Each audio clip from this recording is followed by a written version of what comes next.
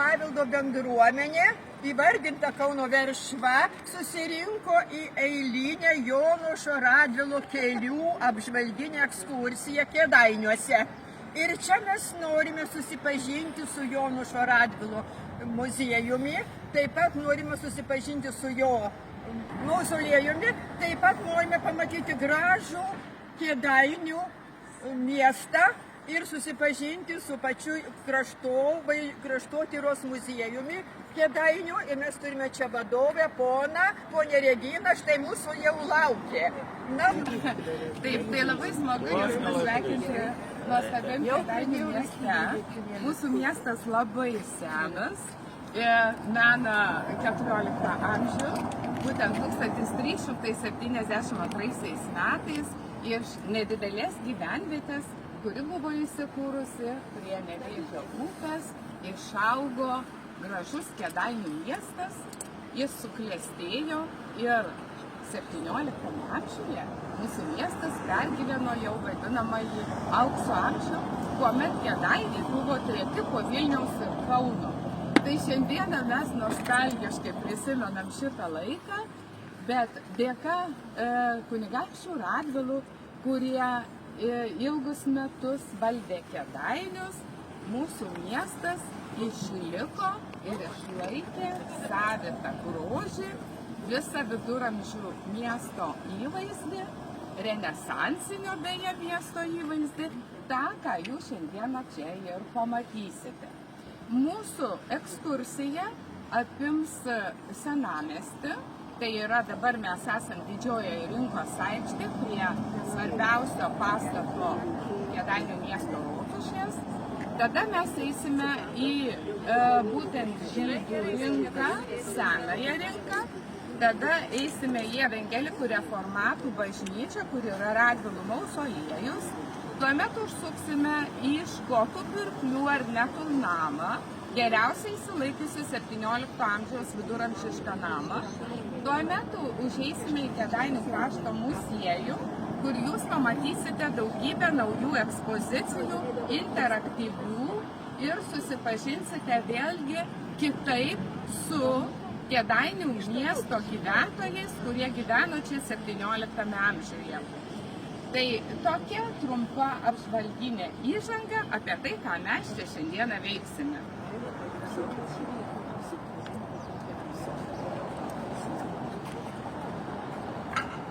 Metą, kadangi čia įsikūrė evangelikų reformatų bažnyčia, mūsų Kėdainių katedra, dar kitaip vadinama, taip pat evangelikai liuteronai, naujųjų Kėdainių teritorijoje, Jonušavoje pasistato evangelikų liuteronų bažnyčia, taip pat stačiatikiai turi savo cerkvę. Na ir aišku, žydų rajonas išsivysto, žydai turi, dabar yra likusios 3 sinagogos, o vienu metu jų buvo netgi 12 Kėdainiuose. Tai dabar aš prieinu prie to dalyko, kad iš tikrųjų, kaip minėjau, mūsų miestas visiškai ne vienalytis, ne vienos tautybės, ar ne? Kaip matot, miestas daugiatautis. Jame įsikūrė įvairiausių tautybių žmonės. Radvilas Gedimino papročių rašė laiškus į Europą ir kvietė čia atvykti įvairiausių tautybių žmonės, kokius amatininkus ir pirklius. Nes jie žinojo, kad jeigu miestiečiai bus turtingi, bus turtingas ir miestas. Kadangi rotušė, kadangi reikia mokėti mokesčius, reikia vystyti verslus, prekybą ir tokiu būdu turtingi miestiečiai neša pelną ir augina miestą. Tai štai tuo laikotarpiu 17 amžiuje į miestą atplūsta žydai, didelė bendruomenė, tada škotai, unikalus atvejis, kur kitur nelabai sutiksite, ar ne? Kėdainiuose škotų bendruomenė buvo viena didžiausių Pabaltijyje. Užfiksuota netgi 250 škotiškų pavardžių buvusių gyvenusių mūsų mieste. Taip pat atsikūrė čia vokiečiai, sudaro atskirą rajoną, Janušavos rajonas atiduotas vokiečiams. Vokiečiai vysto labai mediciną. Stato pirmąją ligoninę, įkūrė vaistinę, netgi pradedamos toje ligoninėje ir operacijos vykdyti. Anais laikais 17 amžiuje. Na, aišku, mes nežinom, kokio lygio tos operacijos, tai iš tikrųjų visa medicina atsiduria vokiečių rankų. Ir vokiečiai 10 metų buvo atleisti nuo mokesčių. Radvilos labai skatino vystymąsi jų ir būtent jie, atsidėkodami už tai, Jonušui Radvilai pavadina savo tą gyvenamą rajoną Jonušava. Štai kodėl mes turim Jonušavą Kėdainiuose. Būtent Jonušo Radvilos garbei vokiečiai pavadina tą rajoną tuo vardu Jonušo. Ir jie gauna vėlgi privilegiją. Tai tarytum miestas mieste, jie turi savo burmistrą, jie turi savo prekybinę aikštę, kuri dėja iš 6 buvusių Kėdainiuose viena vienintelė dabar yra Turgaus aikštė. Nuo pat 17 amžiaus. O vokiečių aikštėje Turgaus buvo prekiaujama arkliais, kurie dažniausiai buvo vežami į Karaliaučių. Tai vadinamas arklių turgus. Tai štai vokiškasis rajonas savo burmistrą, savo herbą turėjo ir mes matysim ant rotušės, kur matote šitoje pusėje kunigaikščio karūna ir stilizuota į raidė, geltonas, apačioje mėlynas. Tai čia yra Jonušavos herbas, vokiškojo rajono. O šalia yra Kėdainių miesto herbas. Kėdainių miesto herbas taip pat unikaliai sudarytas. Jisai simbolizuoja dviejų giminių didikų susijungimą, sąjungą. Tai yra Ona Kiškaitė išteka iš Kristupo Radvilos ir gauna Kraičio aukštaitiškąją dalį miesto. Na, bet Radvilos nebūtų Radvilos, jie išperka kitą miesto dalį ir tai visas miestas pereina Radvilų žinion. Tai dabar mes ir matome Kėdainių herbe užfiksuotą dviejų didikų giminių susijungimą. Tai yra Kiškų giminė Pasaga ir Radvilų giminė Erelis. Erelio sparnas ir koja savo naguose laiko pasagą, ar ne? Gal Kiškos ir nelabai buvo patenkinti tokiu sprendimu, bet ką padarysi, vis tiek miestas jau yra perėjęs Radviloms. Tai štai toks yra Kėdainių miesto herbas.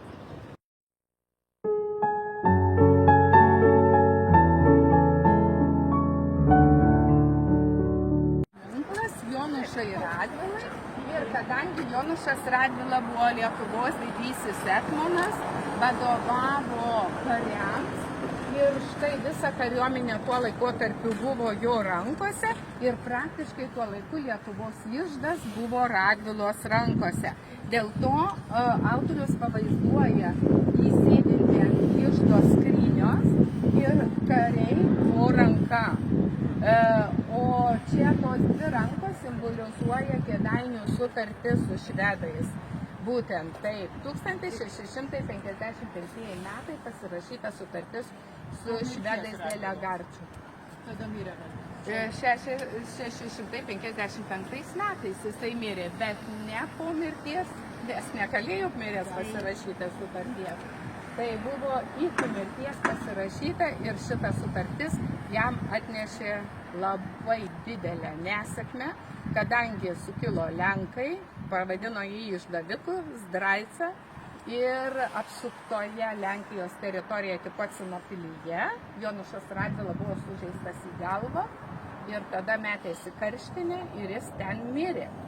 Tai tada buvo stengiamasi apsaugoti kūną, jis buvo slepiamas, buvo balzamuotas ir maždaug tik po 20 metų buvo pervežtas ir palaidotas mūsų evangelikų reformatų bažnyčioje. Mumija, kas balzamavo nežinoma yra, bet sarkofagą, kuriame guli Jonušo Radvilos mumija, mes pamatysim Evangelikų reformatų bažnyčioje. Taip, Kėdainių katedra, Radvilų statyta. Šitą bažnyčią pradėjo statyti Kristupas Radvila Perkūnas ir baigė jo sūnus Jonušas Radvila. Nuo 1632 iki 1653 metų maždaug vyko tos katedros statybos darbai. Ir štai mes turime unikalų renesansinio stiliaus pastatą, kur 4 bokšteliai 17 amžiuje tarnavo taip pat ir sargybos bokštai. Matome panašus puošimai, trikatai sandrikai su varpeliais, kaip ir rotušėje susišaukė tas pats stilius, langai viršuje puošti irgi, netgi buvę 3 įėjimai, pagrindinis centrinis ir 2 mažesni į šitą bažnyčią. Ir šalia vėliau maždaug po 100 metų čia buvo pristatyta jau barokinio stiliaus varpinė, joje buvo varpas, tačiau per karus kaip ir rotušės, taip ir šitas varpas buvo išimtas ir išlydytas karo reikmėm, o dabar čia Norfa padovanojo laikrodį įkėlė mums.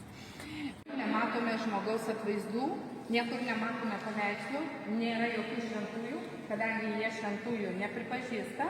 Vienam Dievui garbė vietoje altoriaus pagrindinis dalykas yra šventasis raštas, kuris padėtas ant Dievo stalo. Ir prie šventojo rašto pastatytas kryžius. Kryžius, kaip matom, tik simbolis, jame nėra nukryžiuotojo. Dievo akis, per Dievo akį, per kryžių sklinda šviesa į tikinčiuosius iš šventojo rašto. Viskas. Pamaldos vyksta labai artimai bendraujant tikinčiojo su kunigu. Na, o žirondalis 17 amžiaus, sakiau, unikalus dalykas, kurį atveža škotų pirklys Benetas. Tai matom, bet vėlgi labai gražus, originalus, erelis dvigalvis. Šventosios Romos imperijos kunigaikščių titulą turėjo Radvilos. Tai Bizantija, Šventojo Romos imperija ir tik tai 18 amžiaus antroje pusėje Rusija pradeda naudoti šitą dvigalvį erelį. Tai tas simbolis pagrindinis simbolizuoja Radvilų didžiulį ryšį su vakarų Europos kunigaikštija. Ir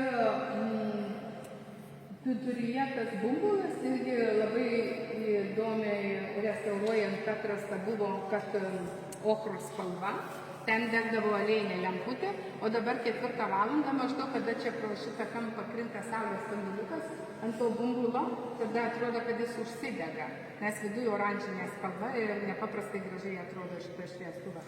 Tai va, šitą šviestuvo atvežimą, suremontavimą Benetas škotas pirklys gavo įsimūryti čia savo kriptą.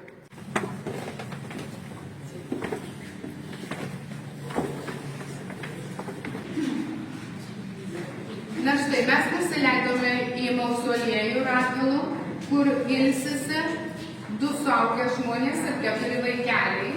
Tai yra Kristupas Radvila ir Jonušas Radvila ir taip pat 4 vaikučiai.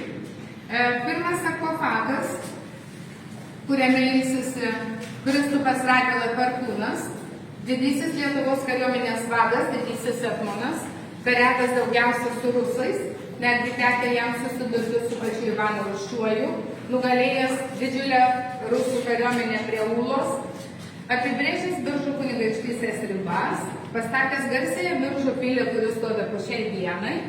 Ir štai pramintas Perkūnu neatsitiktinai, dėl to, kad netikėtai užpuldavo priešą ir dažniausiai jį subliuškindavo.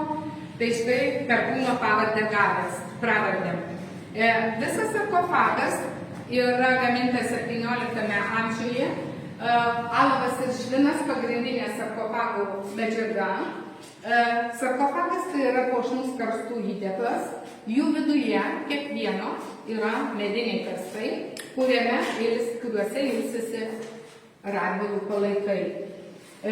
Pastatytas ant rutulių, kurie simbolizuoja amžinybę, galuose liūtai. Liūtas tai yra simbolis sargas, miegantis atmerktom akim ir saugantis mirusio ramybę. Aplinkui eina tobilo ir ąžuolo lapų vainikai. Šonuose užuolaidos padabintos vaisiais, simbolizuojantis vieno svarbiausio veikėjo gyvenimą. didysis kariuomenės vadas. Ir Radvilų herbas, erelis, Šventosios Romos kunigaikščio titulas, kunigaikštiška karūna. Kristupo Radvilos anūkas Jonušas Radvila, prie kurio paminklo mes susitikome, ilsisi šitame sarkofage. 1613–1655 metai, aš sakiau, kad buvo sužeista priklausimo pilyje į galvą ir mirė. Ir štai už pasirašymas su švedais tos Kėdainių sutarties buvo Lenkų visiškai pasmerktas. Dėl to po mirties jo kūnas buvo balzamuotas ir atvežtas čia palaidotas. Išskirtinai žinoma šito sarkofago autorius Janušas Birfokas, to paties autoriaus darbai yra Vavelio katedroje. Ir Janušas Birfokas išskirtinai pagamino šitą Jonušui Radvilai sarkofagą. Auksuotas kniedės, sidabro kalbiniai, plunksnos, tinklai, angelai puošia visą sarkofagą. Ir Jonušo Radvilos mumija ilsisi šitame sarkofage. Perlaidojimo metu buvo perdarytas naujas rūbas, senas originalas 17 amžiaus mes pamatysim muziejuje. Čia yra mumija, mumijos nuotrauka daryta restauracijai vykdant. Galit pasižiūrėti, kas perleista. Kūnas išsilaikęs labai gerai, išskyrus apirės veidas, kadangi sovietiniu laiku čia buvo įkurta sporto salė, kripta buvo išplėšta, suniokota ir tas veidas yra papėdės šiek tiek, bet visas kūnas išsilaikęs visiškai padoriai. Ir čia buvo 20, jo, sarkofagas tai buvo pagamintas po mirties, bet kadangi kažkas, tai 55, tai gal apie 70 kažkėlintus metus. 60. Ir šalia mes turime Jonušo Radvilos 3 broliukai ir sesutė Elžbieta. Stepukas, Jurgis Mikalojus ir sesutė Elžbieta. Matom, tie vaikeliai mirė visiškai mažučiukai, 4 metų mergytė, metų berniukai ir Stepukas vos tik tai gimęs. Stepukas, labai įdomus dalykas, jo kūnelis yra išlikęs. Jis nebuvo mumifikuotas kaip Jonušas, bet kadangi kūdikis gimė ir iškart mirė ir buvo palaidotas į šitą sarkofagėlį, Alavas turi konservuojančių savybių, jis 200 metų nebuvo atidarytas ir tiesiog, kada buvo išplėštas sarkofagėlis, tai tas kūnelis jisai kaip išžiūrės, kaip pagaliukas, kaip medis, kaip medinis. Nėra valytas tikrai, kadangi, kaip sakiau, buvo išplėšta ir čia buvo labai viskas sumaišyta, suniokota. Tai vat, vaikeliai niokojimai. Atsiprašau, kuriuo metu buvo tie niokojimai daromi? Maždaug 1960–70 metai. Tarybiniais laikais.